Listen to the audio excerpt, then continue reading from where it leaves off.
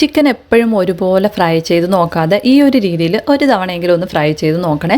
അപ്പോൾ അതിനായിട്ട് ഞാനൊരു 4 ചിക്കൻ ലെഗ് പീസസ് എടുത്തിട്ടുണ്ട്. ഇത് നമുക്ക് 2 സൈഡും ഒന്ന് കട്ട് ചെയ്ത് കൊടുത്തതിന് ശേഷം നമുക്ക് ആവശ്യത്തിനുള്ള മസാലയൊക്കെ ഒന്ന് ഇതിലേക്ക് ചേർത്ത് കൊടുക്കാം. അതിനായിട്ട് 4 ചിക്കൻ ലെഗ് പീസസും ഒരു ബൗളിലേക്ക് ഒന്ന് ഇട്ട് കൊടുത്തിട്ടുണ്ട്. ഇതിലേക്ക് 1.5 ടീസ്പൂൺ അളവിൽ മുളക് പൊടിയും 1/2 ടീസ്പൂൺ മല്ലിപ്പൊടിയും 1/2 ടീസ്പൂൺ കുരുമുളക് പൊടിച്ചതും 1/4 ടീസ്പൂൺ അളവിൽ ഗരം മസാലയും 1 ടീസ്പൂൺ ഇഞ്ചി വെളുത്തുള്ളി പേസ്റ്റും ഒരു പകുതി നാരങ്ങ നീരും കൂടി ഒന്ന് പിഴിഞ്ഞ് ചേർത്തതിന് ശേഷം ആവശ്യത്തിനുള്ള ഉപ്പും കൂടി ഒന്ന് ചേർത്ത് ഒരു മുട്ട കൂടി ഒന്ന് പൊട്ടിച്ചൊഴിച്ചതിന് ശേഷം നന്നായിട്ടൊന്ന് മിക്സ് ചെയ്ത് 1 മണിക്കൂറൊന്ന് മസാല പിടിക്കാനായിട്ടൊന്ന് മാറ്റി വയ്ക്കാം.